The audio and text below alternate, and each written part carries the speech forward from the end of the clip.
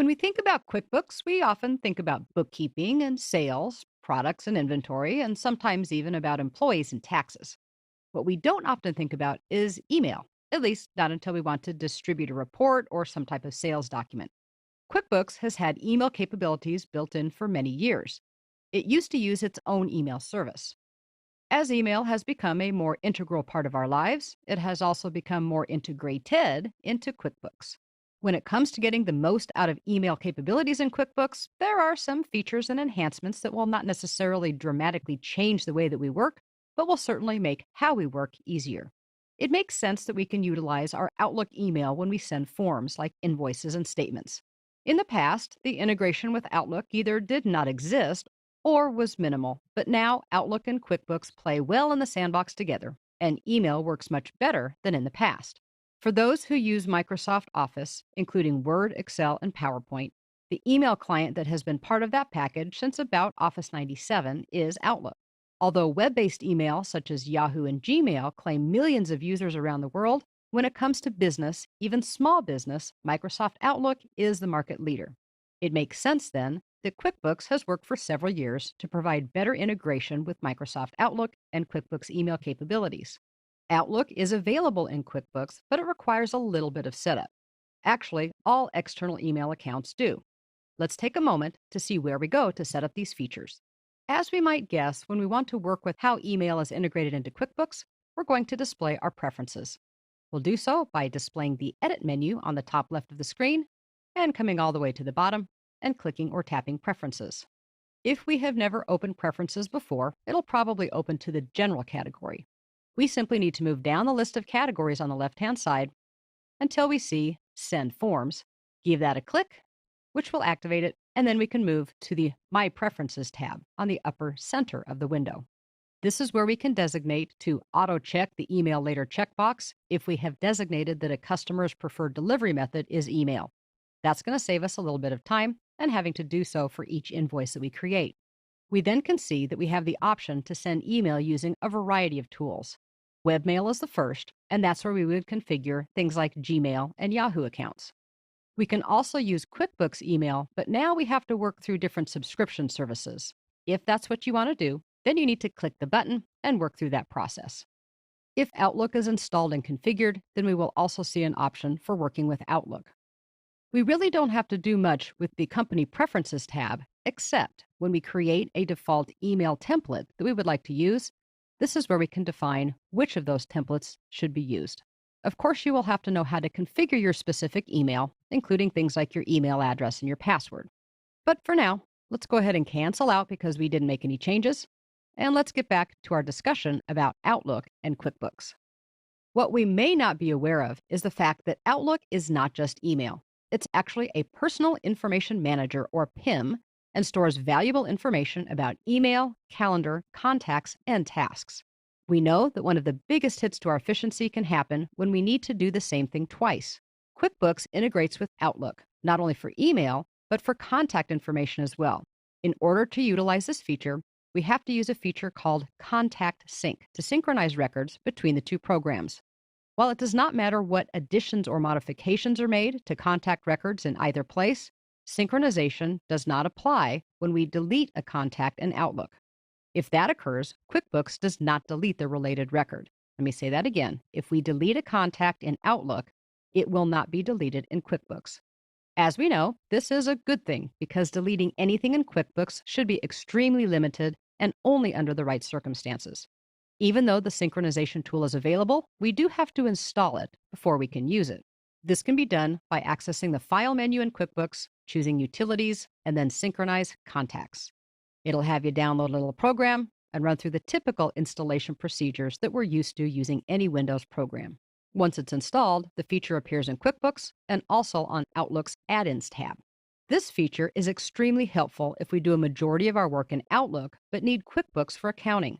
It not only saves a tremendous amount of time and therefore increases efficiency, but it also enhances consistency.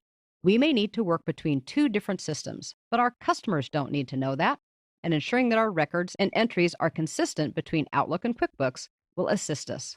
It also reduces frustration caused by having to work between two disparate systems. So, in this part, we've talked about integrating Microsoft Outlook with QuickBooks. In part two of this topic, we'll discuss webmail integration and see how it all works when we want to send forms using QuickBooks. In part one of this topic, we explored how to integrate Microsoft Outlook for email and contacts in QuickBooks. Now let's explore how we can utilize webmail programs in QuickBooks and then work through the options we'll have for sending forms electronically and reviewing the activity. We've been talking about Outlook, but it's not the only game in town. And in fact, it's not even the main game in town. It certainly can be considered that for business, but there's a whole lot of personal emails and a lot of small businesses that don't have business email accounts. If we take into account Outlook.com, Gmail, Yahoo, AOL Mail, and many more, then we have a lot of other players we need to consider. They're all kind of lumped under this web based email category. These accounts can all be configured from the Send Forms category in QuickBooks Preferences. Several versions ago, we were given the opportunity to be able to attach a variety of documents to different types of items in QuickBooks.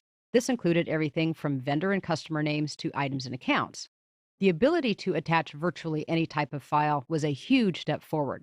Another enhancement, though, that's a little more recent is our ability to utilize technology directly from within QuickBooks to attach multiple documents to web based email programs.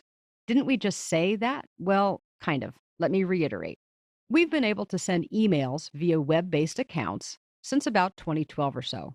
But with that, we were limited to sending them one at a time. If we ever had a need to attach documentation like contracts, pictures, or even schematics, and we wanted to do more than one, they had to be done one at a time as separate emails. That is the current enhancement to an option that has been evolving for the past few years. Webmail is supported, but it's also supported now with multiple document attachments. I think what we need to do now is move into QuickBooks and see how all of this wonderful integration actually works. Let's start by remembering that we can print hard copies of documents and we can also email documents. Let's take an invoice, for example. Whenever we're working in any one of these windows, we should see at the top in the toolbar the option for both print and email. If we don't want to do those things at that time, and if we want to do them all instead of doing them one at a time, that's when the checkboxes come into play. If we check email later, we can use the features that we've been discussing. Let's go ahead and save and then close out of the invoice. Because we made that small check mark, we do have to save it before we close it. Now, after a period of time goes by, which could be an hour, a day, or a week, whatever it is, and we say, you know what, I'd like to go ahead and email some things out now.